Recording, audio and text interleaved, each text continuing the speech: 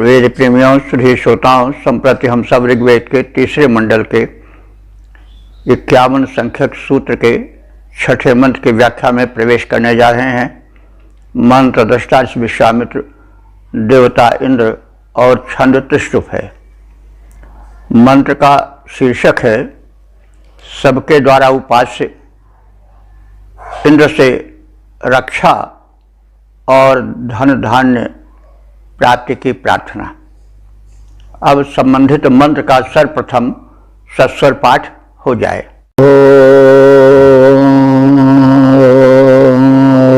तुभ्यं ब्रह्मा गिर इंद्र तुभ्यं सत्रादधिरे हरिवोजुषस्व बोध्या आपिरवसो नूतनस्य सखे वसो जरित्रभ्यो वयोधाः। इंद्र सर्वशक्तिमान सत्ता है और सर्वशक्तिमान से शक्ति मांगनी चाहिए और मांगना पड़ता है, क्योंकि शक्ति के बिना प्राणी का अस्तित्व नहीं रह सकता है। शक्ति के विविध रूप हैं। हम इसको स्थान स्थान पर समय समय पर कहते आए हैं। तो मनुष्य में शक्तियां बहुत हैं, लेकिन वे शक्तियां सुप्त पड़ी रहती हैं और इसलिए उस सुप्त शक्ति के जागरण के लिए परम शक्तिमान से शक्ति मांगनी पड़ती है। तो इन्हीं रहस्यों और भावों को इस मंत्र में व्यक्त किया गया है। इंद्र सर्वशक्तिमान है। शक्तिमान से शक्ति अथवा उसके अनुदान प्राप्त करने के लिए प्रार्थना करनी पड़ती है। यह व्यवहार रूप में भी देखा जा सकता है। हम जब किसी वस्तु की प्राप्ति की कामना करते हैं तो संबंधित व्यक्ति से विनम्र भाव से याचना करते हैं। तो बिना याचना के, बिना कहीं कुछ प्रस्तुत किए वस्तु कैसे मिलेगी? कहा जाता है कि बच्चा जब तक रोता नहीं है तब तक दूध उसको मां नहीं देती है। तो एक करुण पुकार तो करनी ही पड़ती है, याचना तो करनी ही पड़ती है। व्यवहार जगत में भी हम अगर किसी से कुछ मांगेंगे नहीं तो वह कैसे देगा? तो हमें सुख चाहिए, समृद्धि चाहिए, ऐश्वर्य चाहिए, सन्मति चाहिए, कुशल क्षेम चाहिए। तो हम मांगें, स्तुति करें। तो स्तुति करना कोई वो नहीं है कि कोई चापलूसी करें और भगवान बिना उसके चापलूस पसंद हैं और हम उनकी क्यों स्तुति करें, वो सब जानते ही नहीं। यह व्यवहारिक नहीं है। वेद जो है वो व्यवहार का ज्ञान भी सिखाता है। तो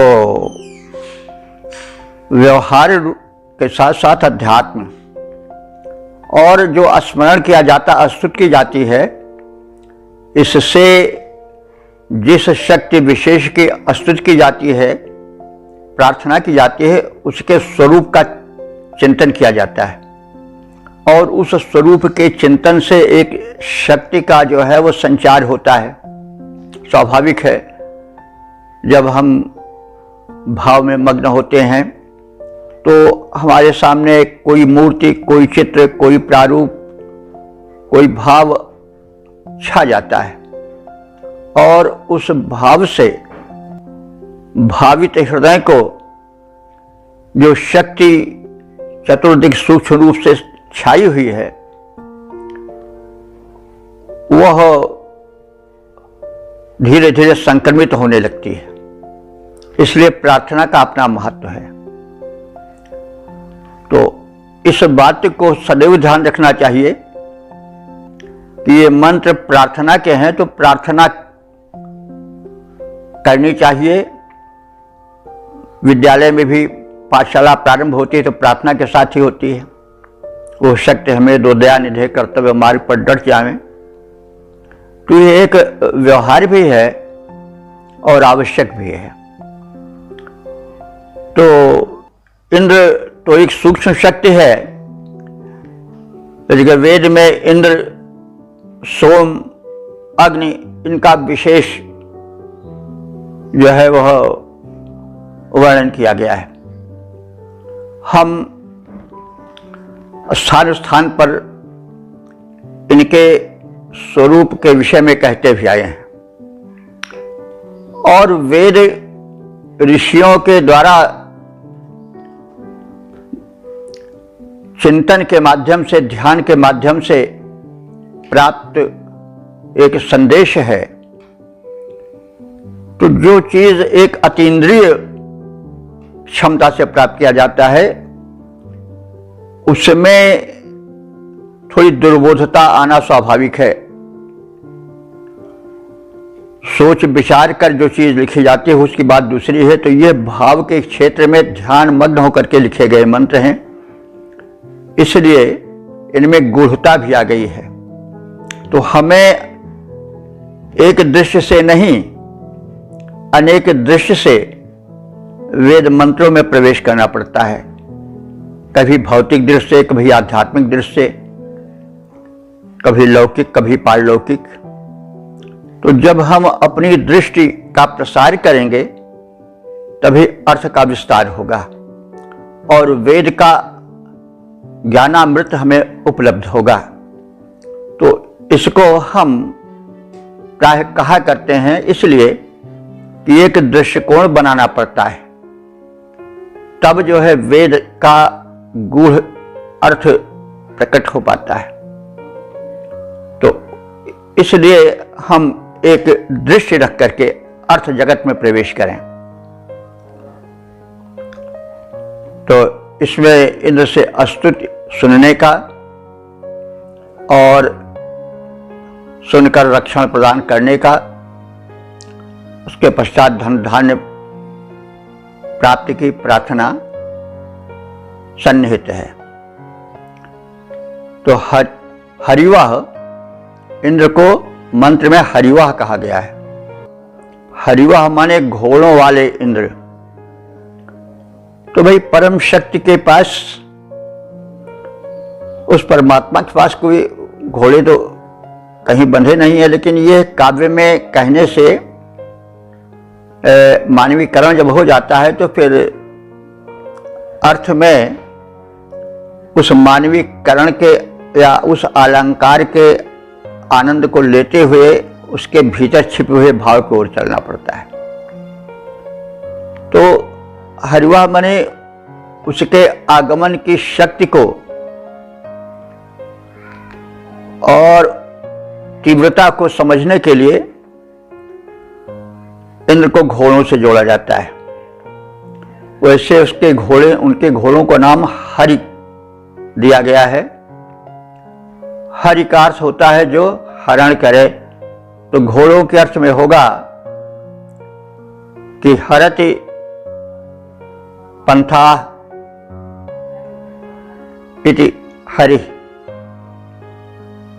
जो रास्तों को हरण कर ले, मतलब इतनी तीव्र गति से भागे कि समझ पड़ रहा है कि रास्ता अब रह नहीं जाएगा। तो इंद्र जो है उसके बुलाने वाले कोई एक तो है नहीं, सब जगह उससे पहुंचना रहता है। तो इसलिए भाव में कह दिया गया है कि तुम बड़े तीव्र घोड़ों वाले हो, हरि नाम के घोड़ों वाले हो। आशा की जाती है कि आपके आने में विलंब नहीं होगा। अब हर शब्द का एक अपना व्यापक अर्थ होता है। तो हे हरि नाम के घोड़ों वाले इंद्र, तुभ्यम ब्रह्माणि, तुम्हारे आगमन के लिए हमारे यज्ञ में, हमारे कर्मठ जीवन में तुम आओ, इसलिए तुभ्यम तुम्हारे लिए ब्रह्माणी, ब्रह्माणी माने स्तोत्र, वेद मंत्रों के गुच्छों को स्तोत्र ब्रह्म कहा जाता है। बहुवचन है इसलिए ब्रह्माणी कह दिया गया है। जैसे ब्रह्म माने वेद होता है, ब्रह्म माने वेद मंत्र भी होता है, ब्रह्म माने परब्रह्म परमात्मा भी होता है। बृहदात से बना है विस्तार, तो सबसे बड़ा विस्तार परब्रह्म परमात्मा का है। फिर वेद का भी बहुत विस्तार है, वेद वाणी का विस्तार है। कह दिया गया है कि वेद के अर्थ का बड़ा विस्तार है और उस विस्तार को समझने के लिए प्रार्थना करनी पड़ती है। तो कहा जा रहा है कि हे इंद्र, मैं तुम्हारी अनुकंपा के लिए स्तोत्रों को प्रस्तुत कर रहा हूं। तुभ्यम गिरा, तुम्हें और तुम्हारे ध्यान को आकर्षित करने के लिए गिरा माने स्तुति वाणी प्रस्तुत कर रहा हूं। तो सखे वसो, हे मित्र इंद्र, देखिए मित्र भाव की उपासना है। मित्र से बड़े निकट का संबंध होता है, इसलिए बेधड़क कोई चीज उससे कह दी जाती है। और भक्तियों में जरा संभल के चलना पड़ता है। दास्य भाव की भक्ति में देखना पड़ता है कि कहीं स्वामी को कुछ ऐसा शब्द न सुन पड़े हमारे जरिए कि जिससे वो रुष्ट हो जाए। बड़ी डिसिप्लिन की आवश्यकता हो, लेकिन मित्र मित्र से बड़े खुल के कहता है। ये भाव की भक्तियां हैं, बस किसी भाव से जुड़ जाओ। यहां पर ऋषि जो है वो इंद्र से मित्र भाव से जुड़ रहा है और कह रहा है कि हे इंद्र, हे सखे, हे मित्र, वसो, तुम वसु, वसो का मतलब होता है आश्रय, वास, तो तुम आश्रय दाता हो, तुम मित्र हो, तुम आश्रय दाता हो। आप ही माने बंधु। तो आप इस शब्द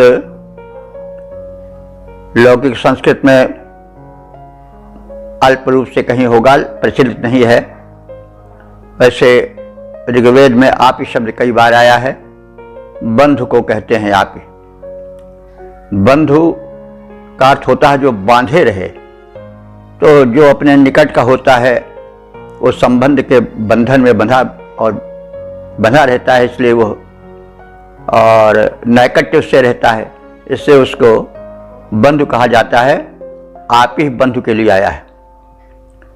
हे बंधु स्वरूप इंद्रदेव, नूतनस्य अवसह बोधि, नूतन माने नए, अवसह माने रक्षण साधन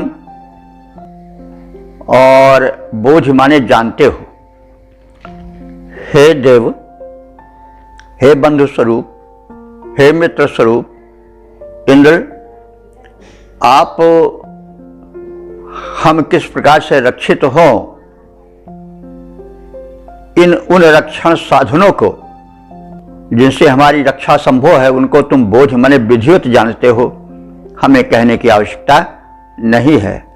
तो मनुष्य रक्षण इसलिए चाहता है कि जीवन में असुरक्षा सर्वत्र विद्यमान रहती है। कब एक्सीडेंट हो जाए, कब मरण हो जाए, कब दुष्ट आक्रमण कर दें, कब रोग का, कब शोक का क्या हो जाए, कब कौन सा अनर्थ आ जाए, यह मनुष्य जानता नहीं है। तो इसलिए निवेदन में कह रहा है कि आप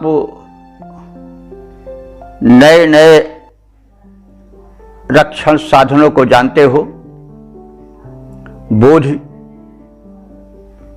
और अब आपसे कहने की आवश्यकता नहीं है, क्योंकि एतद विषय जितना व्यापक ज्ञान आपका है उतना मुझ अल्पज्ञ जीव का नहीं है। जरतिभ्य वयः धाः, अंत में हम आपसे यह प्रार्थना करते हैं कि जरतिभ्य, जरित सब कहते हैं जो स्तुति करे, स्तुतिकर्ता को, और जरितृभ्य चतुर्थी बहुवचन है संप्रदान के अर्थ में कि हे इंद्र तुम जरितृभ्य वयः धाः, स्तोताओं को, स्तुतिकर्ताओं को, उपासकों को, वयः माने अन्न, आहार, धाः माने प्रदान करो। तो भाई आहार को भी हम व्यापक रूप से लें। उदर भरण के लिए तो, शरीर में शक्ति संचार के लिए तो आहार की आवश्यकता ही है, मन को भी आहार की आवश्यकता होती है, मस्तिष्क को, बुद्धि को, सबको आहार की आवश्यकता है। आहार माने जिसके जरिए उसका विस्तार हो, व्यापक हो, वो सब आहार है। तो देखिए, वेद मंत्र को एक ही नहीं अनेक दृष्टियों से देखना चाहिए, लौकिक, पारलौकिक और दैविक, आधिदैविक, और अनेक रूपों में जहां जो उपयुक्त हो उसे समझना चाहिए। तो वय भी है, अन्न भी है, आहार है। तो आहार भौतिक भी होता है, आहार मानसिक भी होता है, आहार बौद्धिक भी होता है, आध्यात्मिक भी होता है।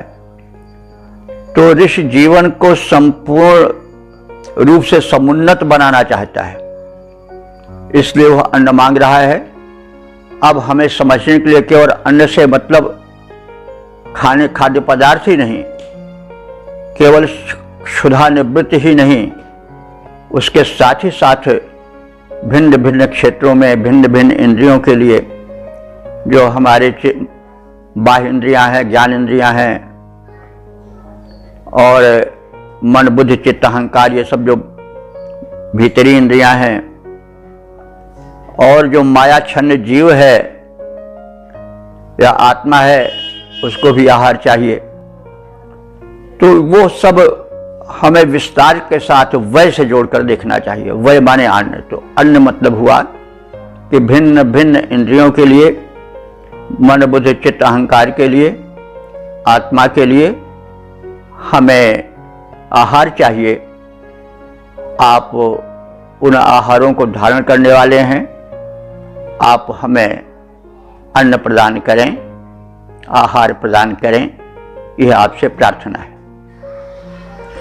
तो हे हरि संज्ञक अश्वों के स्वामी इंद्र, तुम्हारे निमित्त स्तोतागण स्तोत्र और स्तुतियां धारण करते हैं।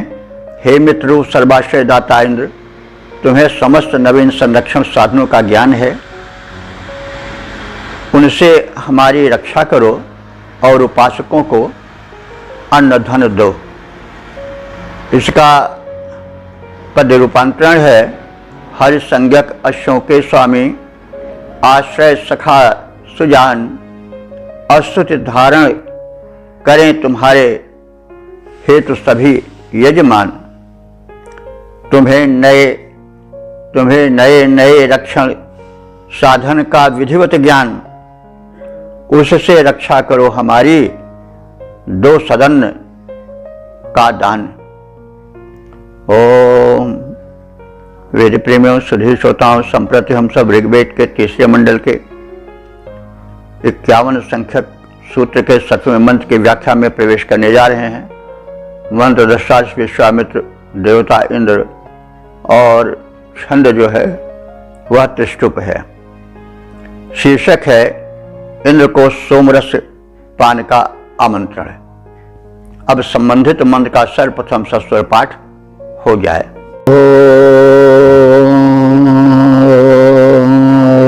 इंद्रमरुत्व इह पाहि सोमं यथा आचार्याते अपि वस्वदस्य तव प्रणीते तमसो न शर्मन्ना विभासन्ति कवचस्व जज्ञाः। इस 7वें मंत्र में इंद्र से सोमपान का आग्रह है और आश्रय प्राप्ति की प्रार्थना है। तो सोम का चित्रण, जहां तक मेरा विचार है, जहां तक हम जानते हैं, यह शब्द सर्वाधिक आया है। सोम का एक सूक्त भी अलग से है। नवा मंडल ऋग्वेद का पूरा सोम पर है और जहां इंद्र है वहां सोम अवश्य है। तो इंद्र के सर्वाधिक सूक्त हैं, तो जहां इंद्र का आता है वहां सोम का नाम जरूर आता है। तो सोम के विषय में लोग जैसा जानना चाहिए वैसा नहीं जानते हैं, चेष्टा नहीं की गई और व्याख्या भी नहीं की गई। कुछ लोग ऐसे भी हमें मिले जो कहते हैं कि बस वेद का पाठ करना चाहिए, व्याख्या करनी ही नहीं चाहिए। तो यह अज्ञानता भी है।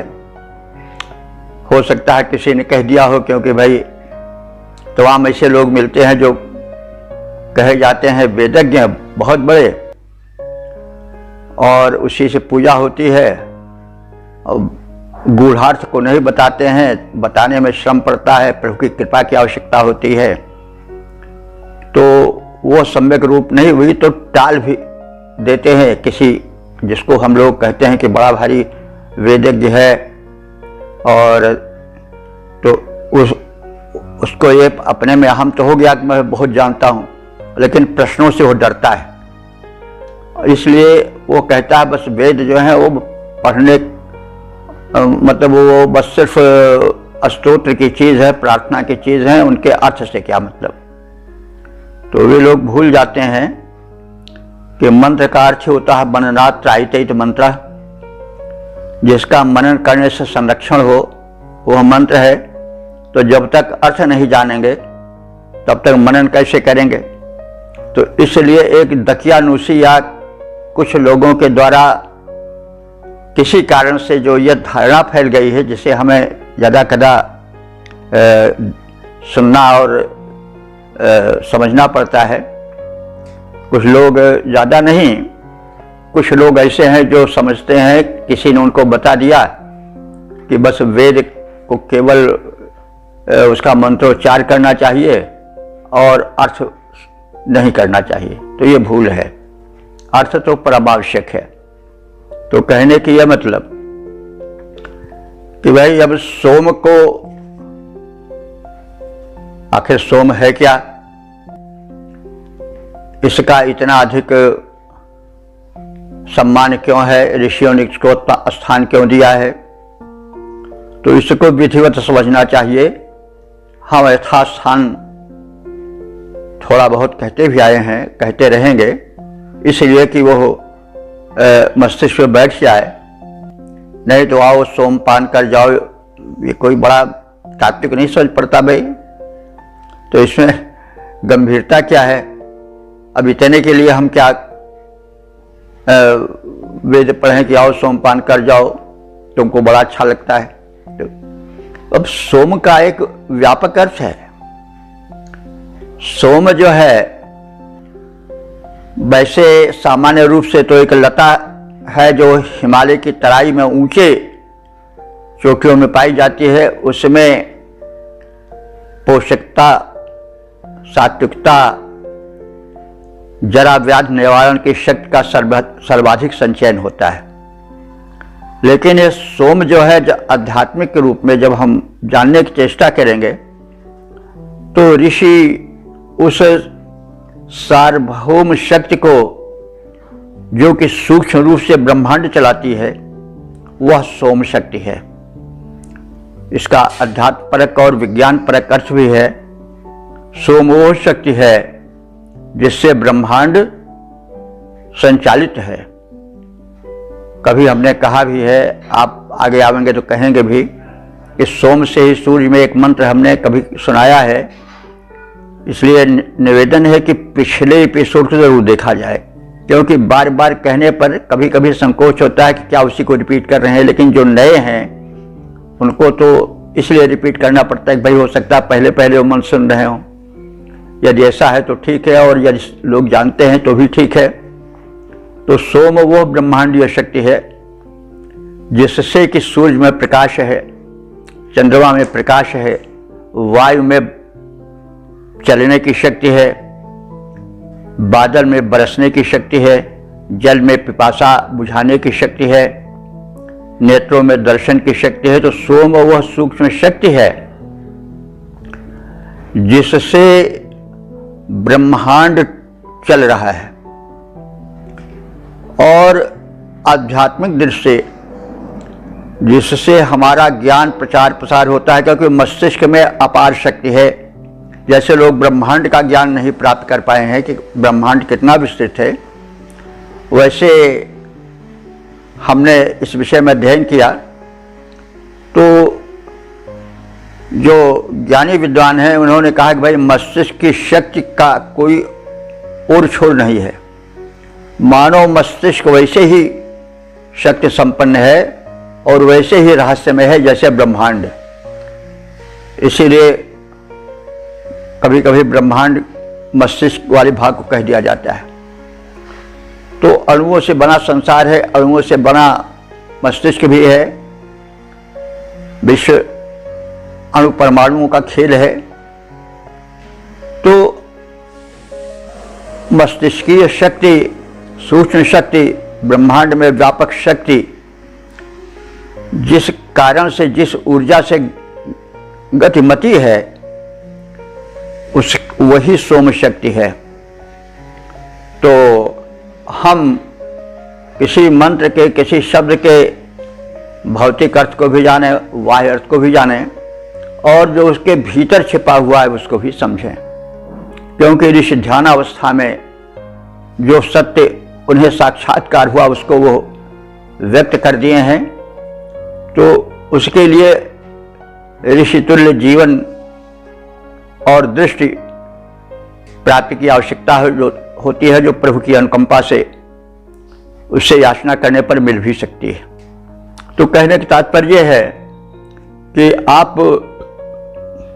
शब्द के जो बार बार प्रयुक्त हुए हैं उनके गूढ़त्व में प्रवेश करना चाहिए और अर्थ को व्यापक रूप से समझना चाहिए। तो सोम, जहाँ इंद्र है वहाँ सोम है।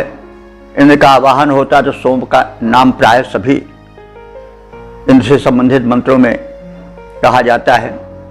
तो मेरे विचार से सोम का अर्थ स्पष्ट हो गया होगा।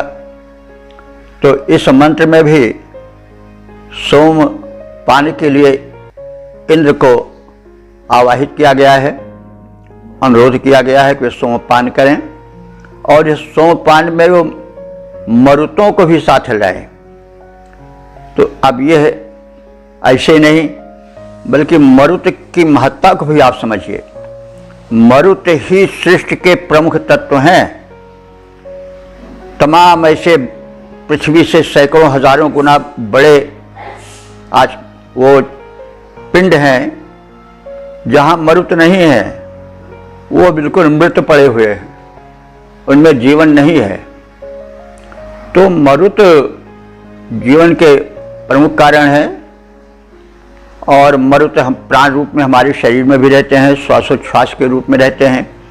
प्राण साधना जब की जाती है तो मस्तिष्क की शक्ति जागरण में सहायता मिलती है।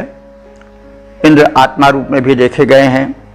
शब्दकोशों में आत्मा व इंद्र, प्राण व इंद्र, सूर्य व इंद्र कई रूप में इंद्र का स्मरण किया गया है। तो प्रसंगानुकूल यथावसर यथोचित हो वो अर्थ लेना चाहिए। केवल किसी आग्रह से बंध करके चलने पर वेदार्थ के गूढ़त्व से वंचित रहना पड़ेगा। तो अब मरुत्वान इंद्र, इंद्र के साथ मरुतों का नाम भी प्राय आता है।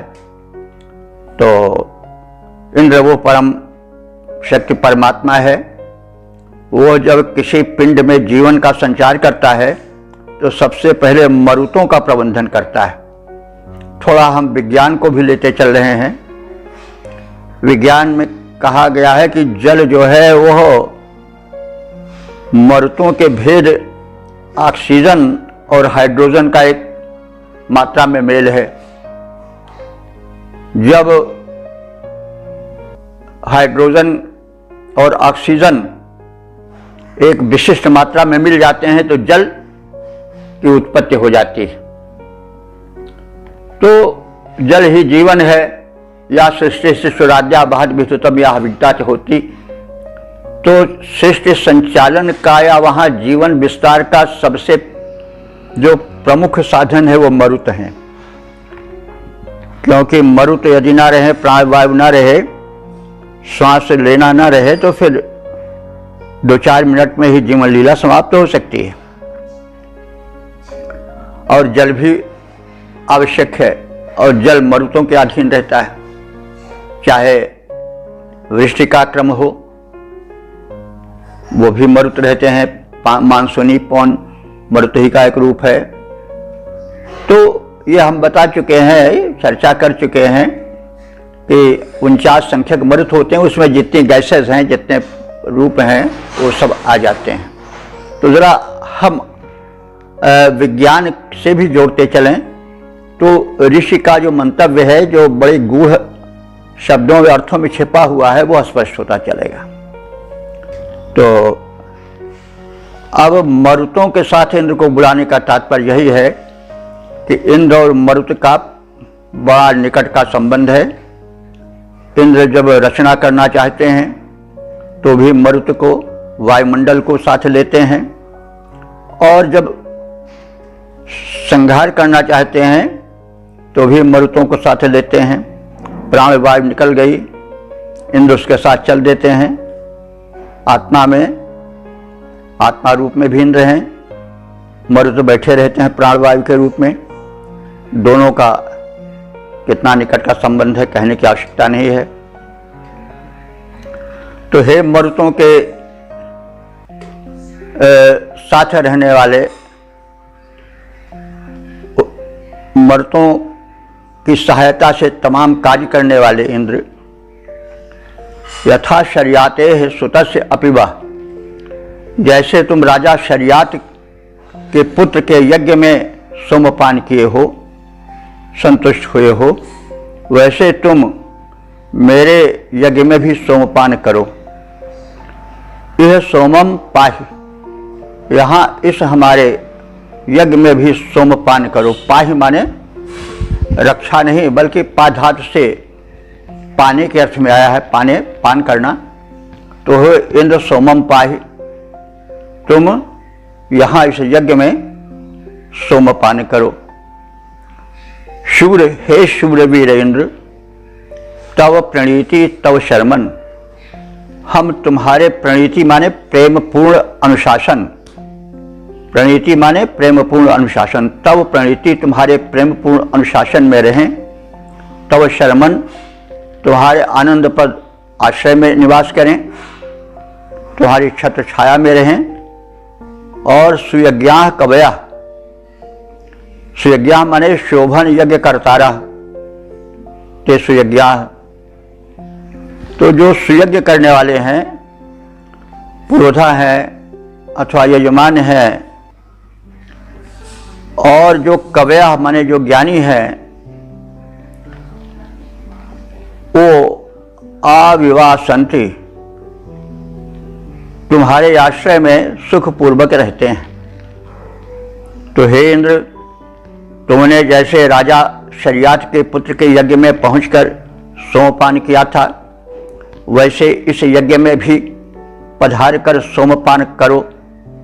तुम्हारे प्रेमपूर्ण अनुशासन और आश्रय में उत्तम यज्ञकर्ता और ज्ञानी जन सुखपूर्वक निवास करते हैं। पद रूपांतरण है शर्यात पुत्र शर्याति पुत्र के यज्ञ मध्य तुम सोम पिए जाकर, जैसे मेरे भी यज्ञ मध्य आकर कर लो तुम सोमपान, वैसे अनुशासन कुशल तुम्हारा है, आश्रय में है सुख विलास। याज्ञिक ज्ञानी जन करते हैं, जिसको पाकर सुख से निवास। हम तुम्हारे उसी प्रेमपूर्ण अनुशासन और तुम्हारे आश्रय की कांक्षा करते हैं। ओम वेद प्रेमियों, सुधीर श्रोताओं, संप्रति हम सब ऋग्वेद के 3 मंडल के 51वें सूक्त के 8वें मंत्र की व्याख्या में प्रवेश करने जा रहे हैं। मंत्र दृष्टा ऋषि विश्वामित्र, देवता इंद्र, छंद त्रिष्टुप है। शीर्षक है मर्तों समेत इंद्र का यज्ञ में सोमपानार्थ आमंत्रण। अब संबंधित मंत्र का सर्वप्रथम सस्वर पाठ हो जाए।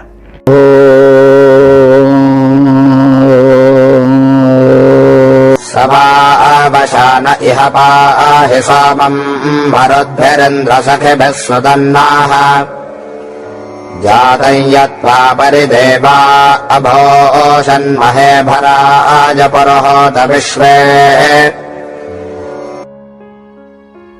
इस 8वें मंत्र में भी सोमपान का आमंत्रण, मर्तों के साथ लादे और संरक्षण प्रदान करने का अनुरोध है। तो आप सब बहुत कुछ इंद्र के विषय में, मरुत के विषय में, सोमपान के विषय में जान चुके हैं, इसलिए अधिक विस्तार करने की आवश्यकता नहीं है।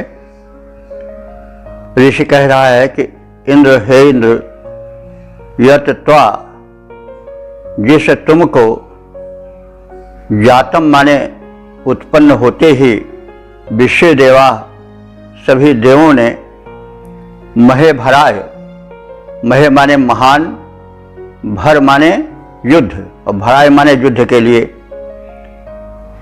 विशाल महासंग्राम के लिए, पर अभूषित, विधिवत आभूषित किया, सजाया संवारा।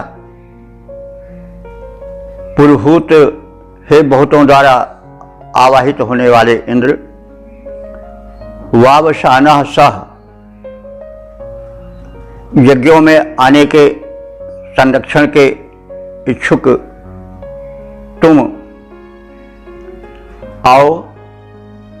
और न सुतम सोमम, हमारे द्वारा निचोड़े गए सोम को, इह माने यहां इस यज्ञ में, पाह माने पान करो। तो देखिए भाई, इंद्र के विषय में जान चुके हैं। यहां एक महे भराय है, तो भर कहते हैं युद्ध को। तो भरण पोषण के लिए युद्ध होता है, उसे भराय कहा गया। भर से भराय बना है, महे माने बहुत बड़े। तो भाई जीवन में युद्ध होता है किस लिए? कि हमारा भरण पोषण होता रहे। तो युद्ध का मतलब नहीं हुआ कि केवल यही नहीं हुआ कि अस्त्र लेकर के कूद पड़ना, बल्कि जो समस्याओं से हम संघर्ष करते हैं वो भी युद्ध ही है। और सब मिला करके हम युद्ध इसलिए करते हैं कि हमारी जो भौतिक समृद्धि है और जो आध्यात्मिक समृद्धि है, जो लौकिक और पारलौकिक समृद्धि है, उसमें वृद्धि होती रहे। तो इंद्र को शक्ति के लिए बहुत लोग बुलाते हैं, इसलिए उन्हें पुरोहित कहा गया है। तो हे इंद्र, वावशानः सह, इच्छा करते हुए वो तुम, यानी हमारे यज्ञ में, हमारे आवाहन में आने की इच्छा करने वाले तुम, सख भी मरुद भी, मित्र मरुतों के साथ, न सुतम सोमम, हमारे द्वारा निचोड़े गए और शोधित किए गए सोम रस को, इह पाहि, यहाँ इस यज्ञ में आकर के पान करो। तो हे इंद्र, जिस तुझ महान को उत्पन्न होते ही सभी देवों ने तुझ महान को संग्राम के लिए सजाया, वह सोमकांक्षी तुम मित्र, अपने मित्र मरुतों के साथ हमारे यज्ञ में पधारो और जो संस्कारित सोम रस है उसका पान करो। तो देवताओं ने इंद्र को सजाया, मतलब यह हुआ कि जो सृष्टि का संचालन कर्म है वो तमाम दिव्य शक्तियों से चल रहा है। दिव्य शक्तियाँ कौन है? पवन है, जल हैं, पर्जन्य हैं, बादल हैं और सरिताएं हैं, तमाम हैं। तो ये सब इंद्र को तत्पर करती हैं कि वो सृष्टि संरक्षण में लगे रहें, क्योंकि बाधक शक्तियां भी समानांतर चलती हैं और उनके सामना करने के लिए सभी देव ही नहीं पर्याप्त हैं, वो देवाधिदेव की भी आवश्यकता पड़ती है। इसलिए जो दिव्य शक्तियां हैं उस देवाधिदेव को भी बुलाती हैं और उसको साथ लेकर के काम करती हैं, तभी जो है वह इस व्यापक संरक्षण का काम हो पाता है। संरक्षण का मतलब हुआ कि सृष्टि के प्रगति में तरह तरह के विघ्न बाधाएं आती रहती हैं, तो उस विघ्न बाधाओं को जो बड़ी व्यापक हैं उनको दूर करने के लिए किसी व्यापक शक्ति की आवश्यकता है। देवता भी शक्तिमान हैं लेकिन उनकी शक्तियां सीमित हैं, वे सब शक्तिमान इंद्र से शक्ति पाती हैं और विशेष शौर्य प्रदर्शन के हेतु उनका आवाहन, यानी उस परम शक्ति इंद्र का आवाहन छोटी छोटी शक्तियां भी करती हैं।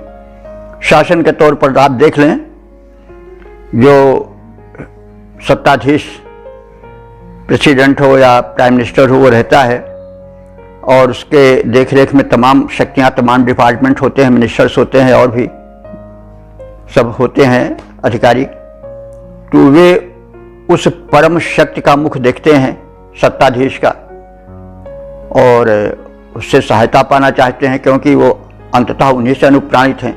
उसी अर्थ में हमें देखना चाहिए, क्योंकि यथा पिंडे तथा ब्रह्मांडे, जो कुछ है वो उसी के अनुकरण पर हो रहा है। और संसार में जैसे लौकिक व्यवहार चलता है वैसे पारलौकिक व्यवहार भी चलता है और परमात्मा को इसीलिए एक लौकिकता के क्षेत्र में चित्रित किया जाता है।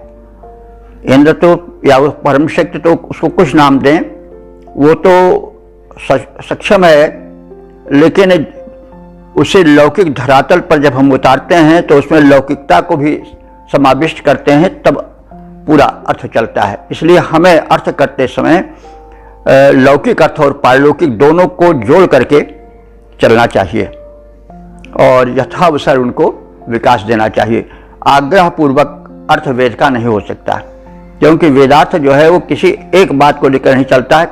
शिष्य जैसे वैविध्यपूर्ण है वैसे अर्थ में भी वैविध्य है वेद के, तो उस वैविध्य को ध्यान में रख करके अर्थ जगत में प्रवेश की आवश्यकता होती है। तो इसका पद रूपांतरण देखें, जैसे ही तुम उत्पन्न हुए हे इंद्र, जैसे ही तुम उत्पन्न हुए, उत्पन्न होने का मतलब वो तो अनादि है, क्या वो उत्पन्न किसी क्षण विशेष में थोड़े होता, लेकिन यहाँ उत्पन्न होने का मतलब हुआ कि जब उसकी सत्ता का अनुभवन होता है। वो सर्वत्र है, लेकिन जब हम उसको विशेष ढंग से आने का उपक्रम करते हैं तो वही उसका उत्पन्न हो जाना हुआ। जैसे आग जो है वो हर जगह व्याप्त है, लेकिन उसका अस्तित्व कब होता है? जब कोई संघर्षण किया जाता है। तो जब संघर्षण किया, चाहे माचिस तीली का ही संघर्षण हो, तब वो उत्पन्न होती है। तो वही उत्पन्न हो, वो थी पहले, लेकिन वही उसका उत्पन्न होना हुआ। तो शक्ति तो सदैव है, लेकिन वो सूक्ष्म रहती है तो उसको फिर प्रकट किया जाता है। तो वही अर्थ है कि जैसे तुम उत्पन्न हुए, वही नहीं कहा, मानस में भी कहा गया है कि प्रभु व्यापक सर्वत्र समाना और प्रेम के प्रकट हो ही मैं जाना, प्रेम के प्रकट हो ही प्रभु जी में आगी। तो ऐसे तमाम विचारकों ने कहे हैं, सबका मूल वेद है। तो हे इंद्र, जैसे ही तुम उत्पन्न हुए, ऐसा वह अवसर आया था जब महासमर के हेतु सभी देवों ने तुम्हें सजाया था। मर्तों के संग यहाँ आओ, तुम में सोमाकांक्षा महान, हे इंद्र यज्ञ में सोम संस्कारित कर लो, यह मधुर पान। ओम वेद प्रेमियों, सुधी श्रोताओं, संप्रति हम सब ऋग्वेद के तीसरे मंडल के 51वें सूक्त के 9वें मंत्र में प्रवेश करने जा रहे हैं। मंत्र दृष्टा विश्वामित्र, देवता इंद्र, छंद त्रिष्टुप। शीर्षक है मरुतों के साथ इंद्र का सोमपानार्थ आमंत्रण। अब संबंधित मंत्र का सर्वप्रथम सस्वर पाठ हो जाए।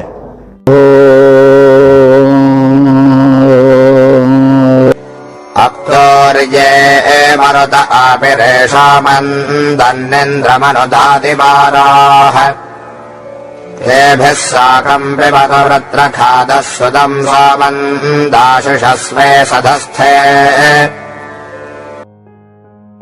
इस 9वें मंत्र में कहा गया है कि इंद्र को कर्म यज्ञ में आमंत्रित किया जाए और मरुतों के साथ उन्हें आने के लिए बुलाया जाए। मरुत जो है इंद्र के सहायक हैं, जैसा पहले मंत्रों में कहा गया है कि कोई विघ्न बाधा हो, जीवन संचार हो और सृष्टि का रचना कार्य हो, उसमें मरुत प्रमुख भूमिका अदा करते हैं। इसलिए इंद्र मरुत के साथ सदैव व्याप्त रहते हैं, अंगरक्षक रूप में, क्रियाशील व्यक्तित्व के रूप में। तो अब इन्हीं सब छाया में हम मंत्रों को देखें। ऐसा आपी कहते हैं बंधु को, भाई बिरादरी को। यह इंद्र हमारे निकट है, भाई बंधु बांधव की तरह यह हमारा हितैषी है, हमसे जुड़ा रहता है। इंद्रम, ऐसे इंद्र को दातिवाराह मरुता, वे मरुत जो कि दातिवार हैं, यानी दान देने में कुशल हैं, दानशील हैं, वे आए और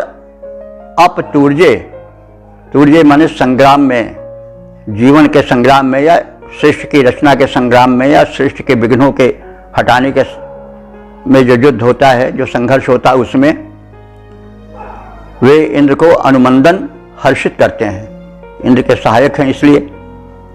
और वृत्र खादा, इंद्र जो है वो तो वृत्तासुर को खाए जाने वाले हैं, चट कर जाने वाले हैं। तो वृत्त के विषय में बताया गया है, वह अवरोधी तत्व है जो सृष्टि में प्रगति में बाधक होता है।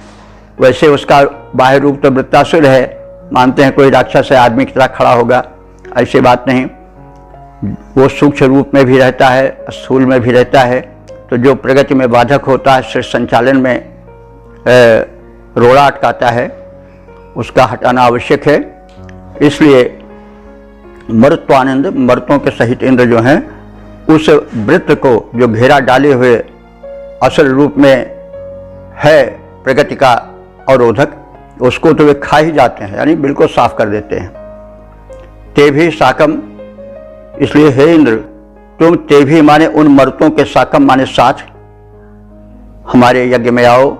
हम भी कर्म यज्ञ कर रहे हैं, कर्म क्षेत्र में आपके अनुशासन को पालन करने की चेष्टा करते हुए आगे बढ़ रहे हैं। और दाशशाह से सदस्थे, दाशशाह माने दाता यजमान के सदस्य माने घर में, गृह में आप प्रवेश करो और उसकी सहायता करो। कर्म यज्ञ में वो लगा हुआ है, उस यज्ञ को सफल करो। सुतम सोमम पिबत, और तुम्हारे स्वागत के लिए जो सुतम माने निचोड़ा गया सोम शोधित होकर के रखा गया है, उसे पान करो, क्योंकि यह समर्पण है हमारा। कोई आता है तो व्यवहार भी है, उसको कुछ खाने पीने को देना चाहिए। तो सोम परम शक्ति, सबसे बड़ा शक्तिमान देव है। तो वह जब आवेगा तो उसको ऐसे खाली हाथ थोड़े कि आओ हमारी मदद कर जाओ, नहीं, स्वागत होना चाहिए। ये व्यवहारिक ज्ञान है, वेद व्यवहार का भी ज्ञान देता है। और सुतम सोमम पिबत कहा जा रहा है, यह सोम जिसके विषय में बहुत कुछ बताया गया है, उस भूमिका में देखें सुतम सोमम पिबत। और जो हमने यह सोम तुम्हारे पानार्थ प्रस्तुत किया है प्रेम पूर्वक, वो भक्ति का और सौम्यता का परिचायक जो सोम है, उसे आप पान करो। यह इंद्र हमारा भाई है। ऐसे इंद्र को दानशील मरुत संग्राम में अपने पराक्रम से हर्षित करते हैं। वृत्रहंता इंद्र उन मरुतों के साथ दाता यजमान के घर में आएं और संस्कारित सोमरस का पान करें। पद रूपांतरण है, ये इंद्र मातृवत रक्षक हैं, ये इंद्र भ्रातृवत रक्षक हैं, संकट से हमें बचाते हैं, जाते हैं रण में मरुत संग, वे जो हर्षित उन्हें बनाते हैं, उन मरुतों को ले संग यहाँ यजमान भवन में वे आए, प्रस्तुत है सोम संस्कारित, उसको यथेष्ट वेद पी जाएं।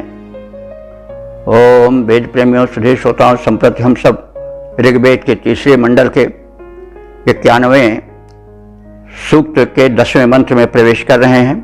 मंत्र दृष्टा विश्वामित्र, देवता इंद्र और छंद गायत्री है। शीर्षक है सोमपानार्थ आमंत्रण। अब संबंधित मंत्र का सर्वप्रथम पाठ हो जाए।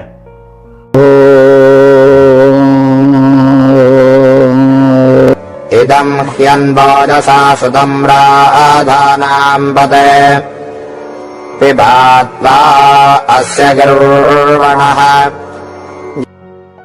इस 10वें मंत्र में इंद्र से सोमपान का आग्रह है। सोम क्या है, इंद्र क्या है, इस विषय में फिर कहने की आवश्यकता नहीं है। तो हे इंद्र, तुम राधा नाम पते, राधा नाम माने क्या होता है, धनों के पते माने स्वामी हो। भाई राधा से मतलब आप वहाँ कृष्ण और राधा वाला मत समझिए। राध धात से राध बनता है राधा, तो राधनोति सिद्धम करोति कार्यम इति राधा। तो राधा उपास्य देवी हैं कृष्ण भक्तों की, वो उनके मनोरथों को पूरा करती हैं, इसलिए उनका नाम राधा पड़ा है। तो राधा का अर्थ होता है कि राधनोति कार्याणि इति राधा। तो इंद्र के लिए विशेषण रूप में आया है कि हे राधा नाम पते, हे ऐश्वर्यों के स्वामी। तो ऐश्वर्य धन होता है तभी सब काम होता है। तो धन ही धन्य करता है, धन ना हो तो कोई काम नहीं होगा। वो धन चाहे विद्या धन हो, बुद्धि धन हो, आचरण धन हो, स्वास्थ्य का धन हो, चाहे मुद्रा वाला धन हो, बहरहाल धन को भी हम व्यापक रूप में लेकर चलें। तो हे इंद्र, तुम राधा नाम पते, तुम समस्त धनों के ऐश्वर्यों के स्वामी हो। और कैसे हो, गिरवण माने अस्तुत योग्य हो, अस्तुत्य हो। इदम ओजसा सुतम, यह जो सुतम माने निचोड़ा गया शोधित सोम है, जो कि ओजसा माने परिश्रम से निचोड़ा गया है, भाव में भर करके परिश्रम करके जिस सोम की व्यवस्था की गई है, जो तुम्हारे स्वागत हेतु प्रस्तुत हो रहा है, उस सोम को पिब, पान करो। तो हे ऐश्वर्यों के स्वामी अस्तुतेंद्र, परिश्रम पूर्वक यह संस्कारित सोमरस तुम्हारे हेतु प्रस्तुत है। यह प्रिय पेय है तुम्हारा, इसका पान करो। तो इस प्रकार से भगवान को परिश्रम और ईमानदारी के साथ, भावभीनी अस्तुत के साथ कोई वस्तु है उसे समर्पित करनी चाहिए। तो दियम वस्तु गोविंद तुभ्यमेव समर्पय, समर्पण का सुंदर स्वरूप है। ये आप ही की वस्तु है, आपको समर्पित है। प्रसादम कुरु केशव, उसको प्रसाद बना दो। जब कोई समर्पण होता है देवता को तो वस्तु प्रसाद बन जाती है। तो सोम जो श्रद्धा का प्रतीक है, भाव का प्रतीक है, भक्ति का प्रतीक है, जो शक्ति का प्रतीक है, श्रम का प्रतीक है, इसके विषय में बहुत कुछ कहा जा चुका है। तो इसलिए ऐसे सोम का पान करो। और संदेश ये है कि हम जब देवार्पण करें तो उसको श्रद्धा पूर्वक करें, अहम त्याग करके करें। तो पद रूपांतरण है, हे ऐश्वर्यों के स्वामी, हे अस्तुत्य इंद्र भगवान सुनो। हे ऐश्वर्यों के स्वामी, हे अस्तुत्य इंद्र भगवान सुनो। अर्पित है सोम संस्कारित, कर लो पवित्र रसपान सुनो। ओम वेद प्रेमियों, सुधीर श्रोताओं, संप्रति हम सब ऋग्वेद के तीसरे मंडल के 51 संख्यक सूत्र के 11वें मंत्र की व्याख्या में प्रवेश करने जा रहे हैं। मंत्र दृष्टा विश्वामित्र, देवता इंद्र, छंद गायत्री है। शीर्षक है सोमपानार्थ इंद्र का इंद्र को आमंत्रित करना। अब संबंधित मंत्र का सर्वप्रथम सस्वर पाठ हो जाए।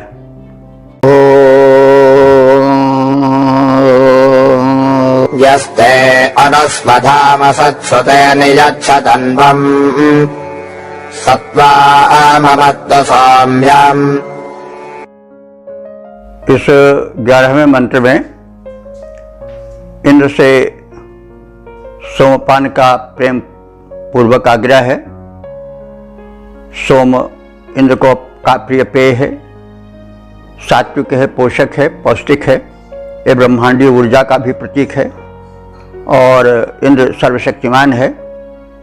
उससे शक्ति, उसको शक्ति प्रदान करने के लिए सोम का समर्पण आवश्यक है। शक्ति उसमें है, लेकिन जब भक्त पूर्वक कोई चीज़ अर्पण की जाती है तो जिसे अर्पण की जाती है उसमें एक उत्साह जगता है और उसकी सुप्त शक्ति जो उतनी सक्रिय नहीं थी उस व्यक्ति विशेष या समर्पक विशेष के लिए तत्पर हो जाती है।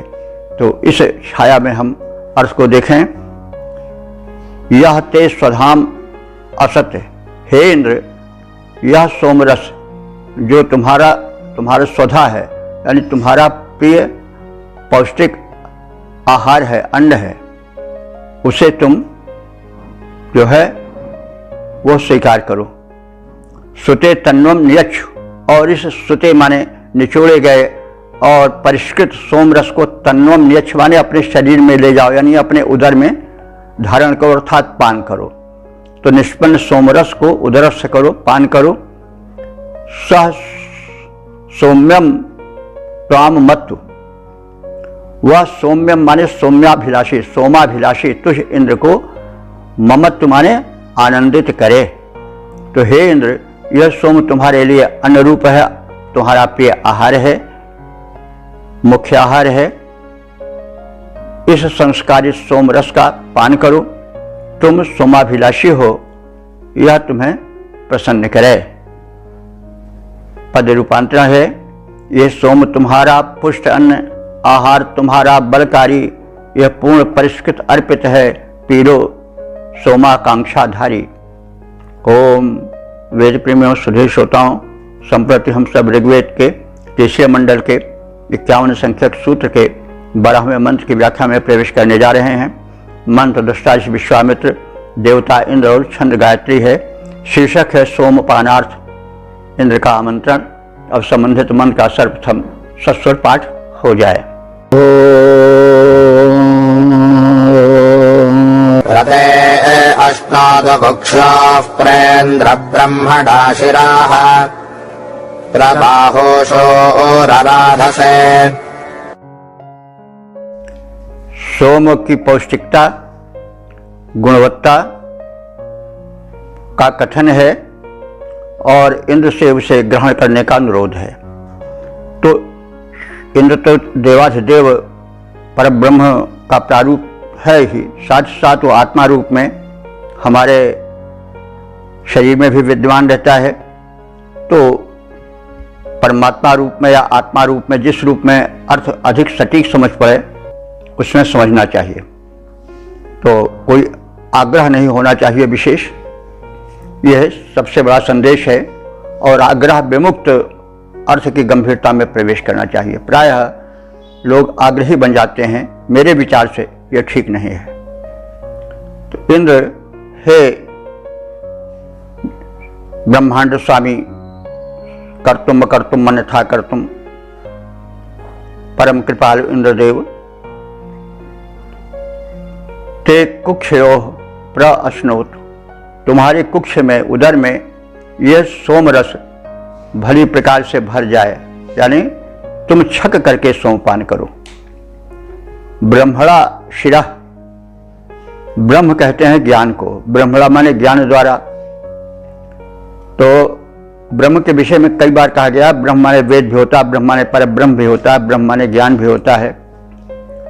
तो ज्ञान में लौकिक पारलौकिक सब ज्ञान आते हैं, आध्यात्मिक ज्ञान सब आते हैं। तो शिरा माने तुम्हारा सिर, मस्तिष्क, ब्रह्मणा माने ज्ञान से भर जाए। राध से बाहु, और तुम्हारी भुजाओं में राजस्य माने धन प्राप्ति के लिए उत्साह जगे, तुम्हारी भुजाएं बलिष्ठ बने। तो इंद्र को हम चाहें तो परब्रह्म के रूप में देखें, भक्त से सब कुछ कह दिया जाता है। सो अज प्रेम भगत बस कौशल्या के गोद, तो भगवान तो प्रेम बस बहुत छोटे भी बन जाते हैं, लेकिन हम उस परब्रह्म को इस रूप में भी देखें अथवा आत्मा रूप में भी, आत्मा व इंद्र शब्दकोश में कहा गया है, उस रूप में देखें तो आत्मा शरीर का आश्रय लेकर रहता है, तो शरीर का बलिष्ठ होना आवश्यक है और उसे पोषक आहार, सात्विक आहार प्राप्त होना चाहिए। तो जब शरीर स्वस्थ रहेगा तभी आत्मबल भी बढ़ेगा, तब जो इंद्र तत्व है शरीर में आत्मा रूप में वो बढ़ेगा। तो आदि आदि बातें हम संदर्भ से जान सकते हैं। तो हे इंद्र, सोम तुम्हारे उदर के दोनों पार्श्वों को परिपूरित करे, अर्थात तुम छक करके सोमपान करो और तृप्त हो जाओ। सोमपान से मस्तिष्क पुष्ट हो जाए ताकि तुम शत्रुओं का संहार कर सको और वह ज्ञानपूर्ण हो जाए। धनार्जन हेतु बाहों में बल बढ़े, अर्थात सोम रस पौष्टिक प्रयोग, सोम रस का पौष्टिक प्रयोग तन मन मस्तिष्क और सब में बल विकसित करने वाला होता है। यह आत्मा को भी, मानसिक शक्तियों को भी जागृत करता है, शारीरिक शक्तियों को भी जागृत करता है। यह सामान्य जो लौकिक सोमलता है उसके विषय में, और पारलौकिक के क्षेत्र में जैसा कहा गया है वैसा हम अर्थ लेते चलें।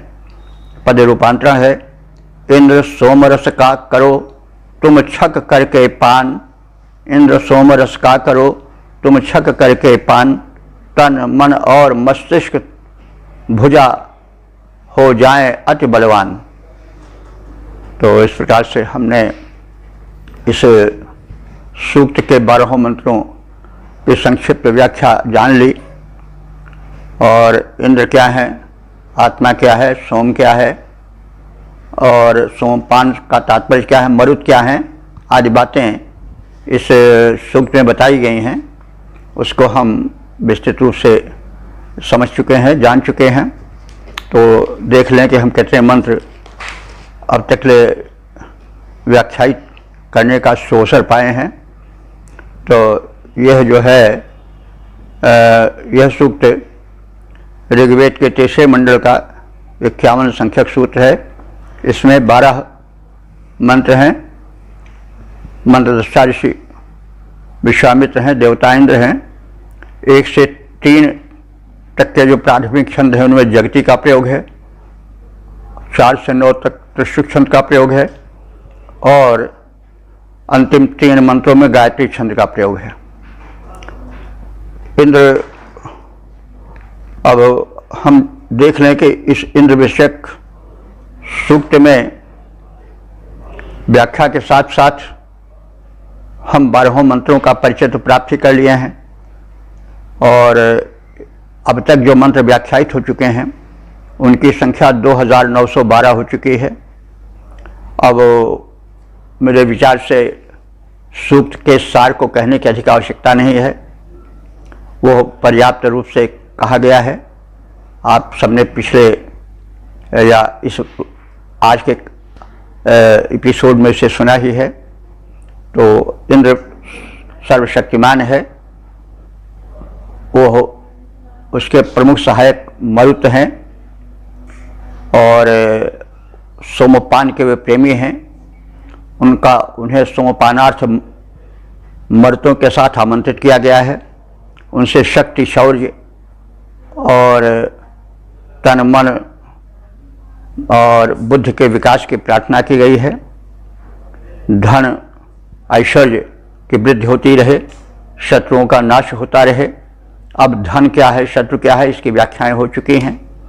अवरोधक तत्व सभी शत्रु हैं, वो उसका व्यापक अर्थ होना चाहिए। धन का भी व्यापक अर्थ इंद्र और सोम आदि का भी हम भौतिक, लौकिक, पारलौकिक अर्थों को जानते हुए चलें, क्योंकि वेदार्थ गूढ़ तो है ही है और हम आग्रह से मुक्त होकर के अर्थ जगत में प्रवेश करें। ऋषि ने परमात्मा के संदेश को भेजा है, तो संदेश को जब समझा जाएगा, सुना जाएगा, तभी तो उसका लाभ होगा। तो इसलिए हम अब अधूरी धारणा को छोड़ दें कि मंत्र केवल पाठ के लिए ही बना है। मंत्र का मुख्य उद्देश्य है जीवन जीना, लोक और परलोक कैसे सुधरे, इसके लिए एक साधन प्राप्त करना, ज्ञान प्राप्त करना, और यह सब बिना मंत्र को समझे हुए संभव नहीं है। आवश्यकता है कि रूपकों में और प्रतीकों में, अलंकारों में बंधे हुए भावों को हम काव्यात्मक रूप से तो देखें ही, साथ ही साथ उसके भीतर जो निहित संदेश है, जो कि जीवनोपयोगी है, जिसके लिए ऋषियों ने इतने श्रम से मंत्र दर्शन किया और उसको सुरक्षित रखा, उसको ध्यान में रखें और मंत्रोच्चार तो करें ही, साथ ही साथ उसके अर्थ को भी विधिवत समझें। तो इस प्रकार हम अपने वाणी को विराम देते हैं। ओम सर्वे भवन्तु सुखिनः, सर्वे सन्तु निरामयाः, सर्वे भद्राणि पश्यन्तु, मा कश्चित् दुःख भाग् भवेत्।